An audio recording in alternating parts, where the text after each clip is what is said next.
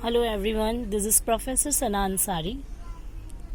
जैसे कि हमारे लास्ट वीडियो में हमने ऑलरेडी डिस्कस कर लिया था दो मार्केट टाइप के बारे में, जो थी मोनोपोली एंड परफेक्ट कंपटीशन।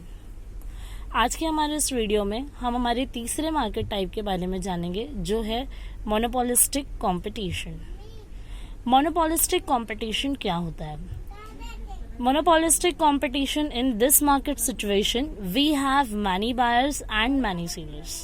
मतलब कि यहाँ पे बहुत सारे बायर्स होते हैं, बहुत सारे सेलर्स होते हैं। डिफरेंस क्या है मोनोपोलिस्टिक कंपटीशन का और परफेक्ट कंपटीशन का? तो परफेक्ट कंपटीशन में large numbers of buyers and sellers होते हैं और मोनोपोलिस्टिक कंपटीशन में many buyers and many sellers होते हैं। मतलब प्रोडक्ट कैसा होगा? डिफरेंशिएटेड होगा।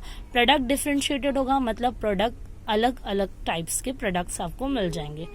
जैसे कि यहाँ पे एग्जाम्पल दिया है मैंने, सोप, डिटर्जेंट्स, रिटेल ट्रेड्स जितनी भी होती है, जैसे कि गारमेंट्स वगैरह हम देख सकते हैं। तो ये क्या होता है, मार्केट में बहुत सारे यहाँ पर आपको ये सारी चीज़ें मिल जाएंगी, अलग अलग ब्रांड में मिल जाएगी, अलग अलग टाइप्स में मिल जाएगी। Product differentiated refers to the difference between colour, shape, size.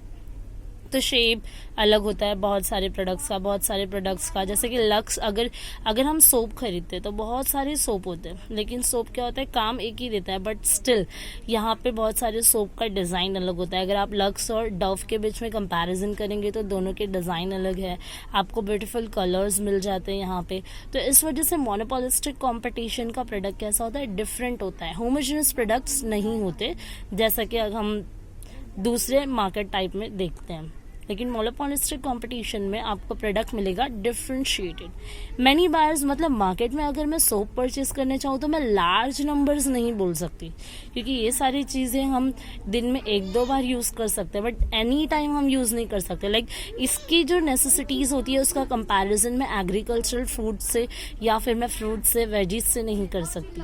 ठीक है, तो इस वजह से यहाँ पे many buyers and many sellers है, मतलब बहुत सारे बायर्स होते हैं, बहुत सारे सेलर्स भी होते हैं, बट यहाँ पे लार्ज नहीं होता है। अब इसके आगे हम देखेंगे क्लोज सब्स्टिट्यूट्स, मतलब ऑल्टरनेट ऑप्शंस हैं हमारे पास। अगर जैसे कि मैं बात करूं कि अगर मुझे एक सोप लेना है, लाइक अगर फॉर एग्जांपल मुझे लक्स परचेज करना है, अगर इन केस मुझे शॉप पर जाने पर लक्स नहीं मिला तो क्या मैं लक्स नहीं खरीदूंगी? नहीं ना, हम लक्स खरीदेंगे। अगर लक्स नहीं है दूसरी शॉप से खरीद लेंगे। अगर दूसरी शॉप में भी नहीं है तो सोप का मेरे पास लक्स के लिए बेटर सब्स्टिट्यूट है, मैं डव ले सकती हूँ, या फिर उसके अलावा अदर सोप्स है वो ले सकती हूँ। डिटर्जेंट्स, पाउडर्स हैं, अगर एक मुझे नहीं मिलता है तो मैं उसकी जगह पे दूसरों को भी परचेज कर सकती हूँ। तो इस वजह से इसे कहते हैं क्लोज सब्स्टिट्यूट। सब्स्टिट्यूट का मतलब होता है ऑल्टरनेट ऑप्शन का होना। मतलब अगर आपके पास एक प्रोडक्ट नहीं मिल रहा है तो obviously you will get the other substitute for the same. Advertisement required, अगर देखा जाए तो मोनोपोलिस्टिक कंपटीशन में एक इफेक्टिवली एडवर्टीजमेंट रिक्वायर्ड होता है।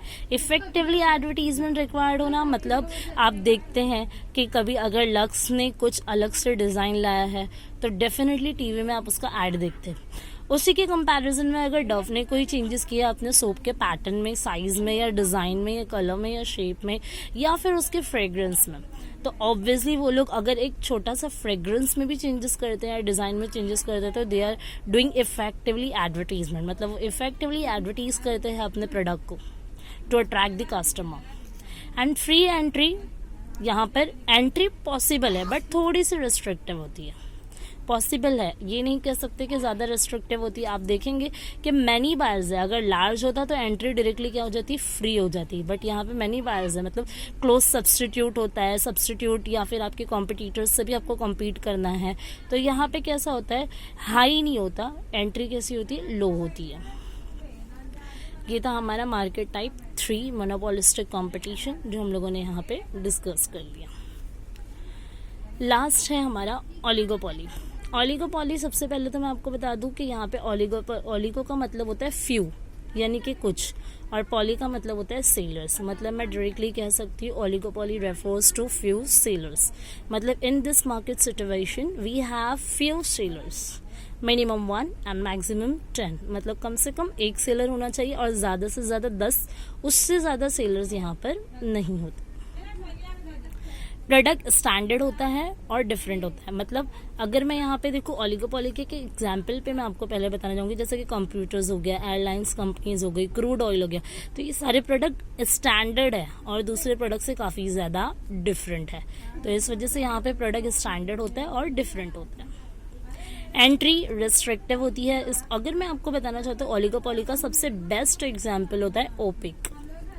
ओपेक क्या होता है? OPEC organisation of petroleum exporting countries. अगर आप यहाँ देखेंगे तो यहाँ पे कुछ 11 मेंबर्स कंट्रीज होती है।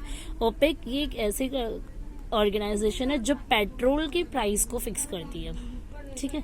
तो यहाँ पे 11 मेंबर्स कंट्रीज है, जैसे कि सऊदी अरबिया है, बगदाद है, ईरान है, ये सारी कंट्रीज जो पेट्रोल प्रोड्यूस करती है, तो ये सब मिलकर क्या करते हैं? पेट्रोल के प्राइस को फिक्स करते हैं।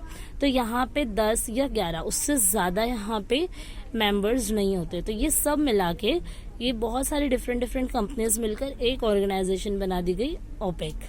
तो ये ओलिगोपोली का एग्जाम्पल है ओपेक।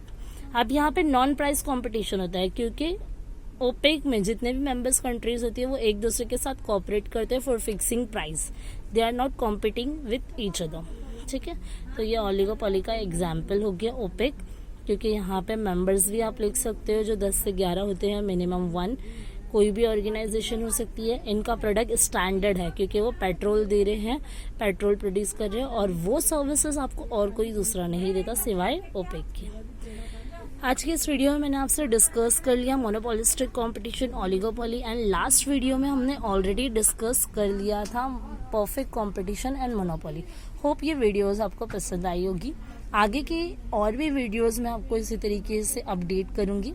अगर आपको मेरे वीडियोस पसंद आए तो मेरे चैनल को सब्सक्राइब कीजिए और शेयर कीजिए।